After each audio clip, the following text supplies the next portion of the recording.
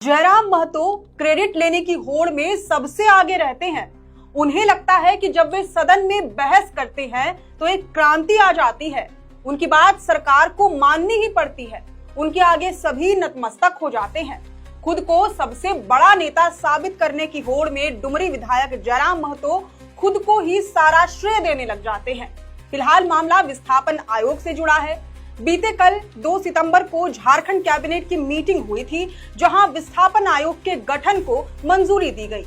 इसके बाद जयराम महतो और उनके समर्थक श्रेय लेने के लिए जो साम दाम दंड भेद की नीति अपना रहे हैं, वह देखने लायक है।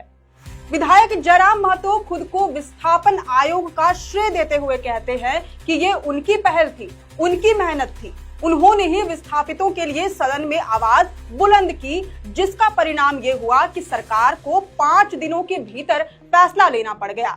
लेकिन इसमें कितनी सच्चाई है, ये इस एक वीडियो से आपको बेहतर समझ में आ जाएगा। ये वीडियो मॉनसून सत्र के आखिरी दिन का है, यानी कि 28 अगस्त का है। जयराम महतो स्वयं ये कहते सुने जा सकते हैं कि विधायक रोशन लाल चौधरी ने बजट सत्र के दौरान, यानी कि मार्च के महीने में विस्थापन आयोग को लेकर प्रश्न किया था, जिसके जवाब में मंत्री दीपक बिरुआ ने कहा था कि 90 दिनों के भीतर विस्थापन आयोग का गठन कर लिया जाएगा। गौर से देखिए ये वीडियो। आज से ठीक 3 महीना पहले बजट सत्र चल रहा था और उसी बजट सत्र में हमारे माननीय विधायक जी बैठे हैं, रोशन लाल चौधरी बड़का गांव से। इन्होंने यही प्रश्न किया था और माननीय मंत्री महोदय का उत्तर था 90 दिनों के अंदर विस्थापन आयोग का गठन किया जाएगा। तो कैसे मान लिया जाए माननीय मंत्री महोदय, मैं आपका आदर करता हूं, आपका सम्मान करता हूं, आप मेरे बड़े भाई स्वरूप हैं, लेकिन सरकार की कथनी और करनी में बहुत बड़ा अंतर है अध्यक्ष महोदय। इनका यही सवाल था और माननीय मंत्री महोदय का उत्तर था कि 90 दिनों के अंदर विस्थापन आयोग का गठन कर लिया जाएगा। 90 दिन समाप्त हो चुके हैं, तो मैं कैसे विश्वास करूं कि किन 90 दिनों में आप विस्थापन आयोग का गठन कर। आपने वीडियो देखा और गौर से सुना भी होगा कि जयराम महतो खुद अपनी जबान से ये कहते हैं कि माननीय विधायक रोशन लाल चौधरी ने विस्थापन आयोग का मुद्दा सदन में उठाया था और असल बात यही है। दरअसल विस्थापित आयोग से संबंधित प्रस्ताव बड़कागांव विधायक रोशन लाल चौधरी ने बजट सत्र के दौरान ही बीते 18 मार्च को विधानसभा के ध्यानाकर्षण में डाला था। इसके बाद बजट सत्र के आखिरी दिन, यानी कि 27 मार्च को उन्होंने विस्थापन आयोग को लेकर सदन में मांग रखी। मंत्री दीपक बिरुआ से जवाबदेही तलब की। इस पर मंत्री ने उन्हें 90 दिनों के भीतर विस्थापन आयोग के गठन का आश्वासन दिया। अध्यक्ष महोदय, राज्य में विस्थापन एक बहुत बड़ा विषय बन गया है, क्योंकि मैं भी एक विस्थापित हूँ, विस्थापित परिवार से आता हूँ। सवाल था, यह सभा अभिस्ताव करती है कि राज्य में भू-अर्जन और विस्थापन को लेकर भू-अर्जन अधिनियम 1894, कोल बेरिंग एक्ट, भू-अर्जन पुनर्वास एवं पुनर्स्थापन में उचित प्रतिकार एवं पारदर्शिता अधिकार अधिनियम 2013 तथा झारखंड स्वैच्छिक भू-अर्जन नियमावली 2010 लागू है। लेकिन इन अधिनियमों में भू-अर्जन, विस्थापन, पुनर्वास, मुआवजा भुगतान की नीति अलग अलग रहने के कारण राज्य के मूलवासी आदिवासी को विस्थापन के बाद उचित पुनर्वास, पुनर्व्यवस्थापन, मुआवजा भुगतान भी अलग अलग होता है, जिसके कारण विस्थापन के पश्चात 1-2 पीढ़ी के बाद विस्थापितों के परिवार की स्थिति दयनीय हो जाती है।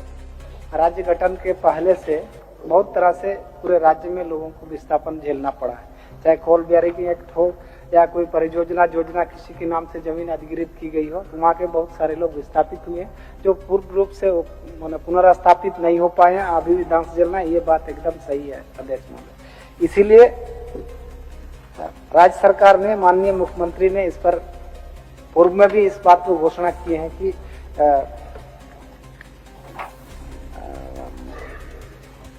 विस्थापन एवं पुनर्वास आयोग गठित करने का उन्होंने पूर्व में भी घोषणा किए हैं और इसको दिनांक 8/7/2024 की मंत्रिपरिषद की बैठक में अन्य में इस प्रस्ताव को पारित किया गया है और नियमावली बन के तैयार है। अध्यक्ष महोदय, हम लोग 90 दिन के अंदर में इस नियमावली को एक करके मंत्रिपरिषद से स्वीकृति करके आयोग गठन का मार्ग को प्रस्तुत करेंगे। हालांकि 90 दिनों के भीतर भी आयोग का गठन नहीं हुआ, जिसके बाद रोशन लाल चौधरी ने मॉनसून सत्र के दौरान एक बार फिर ये मामला ध्यानाकर्षण में डाला।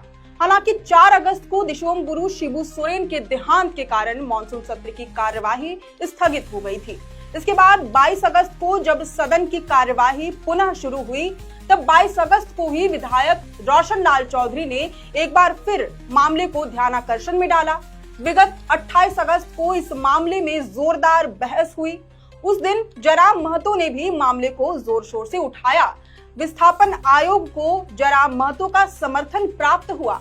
इसके बाद बीते कल यानी कि मंगलवार 2 सितंबर को आखिरकार सरकार ने इस प्रस्ताव पर मुहर लगा दी।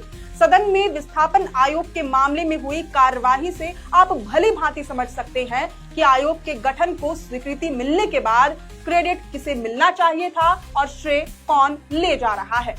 आपको ये भी बता दें कि रोशन लाल चौधरी से पहले बड़कागांव के पूर्व विधायक अंबा प्रसाद भी इस मामले में अपनी आवाज जोर शोर से बुलंद कर चुकी हैं। विस्थापन आयोग के लिए उन्होंने कई दफा सरकार से अपील की। अंबा प्रसाद के प्रयास से 25 जुलाई 2024 को कैबिनेट मीटिंग में तो विस्थापन आयोग के गठन को मंजूरी भी मिल गई थी। हालांकि नई सरकार बनने के बाद ये मामला ठंडे बस्ते में चला गया, लेकिन रोशन लाल चौधरी ने विस्थापितों के आग को बुझने नहीं दी। विधायकी जीतने के बाद उन्होंने ये मामला सदन में उठाया और आज जब विस्थापन आयोग के गठन को सरकार की कैबिनेट से स्वीकृति मिल गई है, तब जयराम महतो इन दोनों विधायकों की मेहनत और बुलंद आवाज को दरकिनार कर खुद को ही श्रेय देने लग जाते हैं। सदन में तो क्योंकि तार्किक और तथ्यात्मक बातें कहनी होती हैं, इसलिए उन्हें ये कहना पड़ गया कि रोशन लाल चौधरी ने मुद्दा उठाया था, लेकिन बाहर आते ही वह पलटी मार देते हैं। जनता के सामने ऊल जलूल कुछ भी कह सकते हैं, तथ्य और तर्क की कोई आवश्यकता होती नहीं, इसलिए क्रेडिट की होड़ में लगे हुए हैं। कहते हैं आखिरकार सरकार ने मेरी बात मान ली। जो काम 25 सालों में नहीं हुआ, वह काम सदन में मेरे बहस करने के बाद 5 दिनों के भीतर ही पूरा हो गया। वाह जयराम जी की। वैसे आपको क्या लगता है, विस्थापन आयोग का क्रेडिट किसे मिलना चाहिए? ये हमें कमेंट करके जरूर बताएं। अगर आपको ये जानकारी पसंद आई हो तो इस वीडियो को जरूर से लाइक और शेयर करें। हमारे चैनल लोकतंत्र 19 को फेसबुक, यूट्यूब, इंस्टाग्राम समेत सभी डिजिटल प्लेटफॉर्म्स पर जरूर से फॉलो करें। फिलहाल लेते हैं अलविदा। जोहार।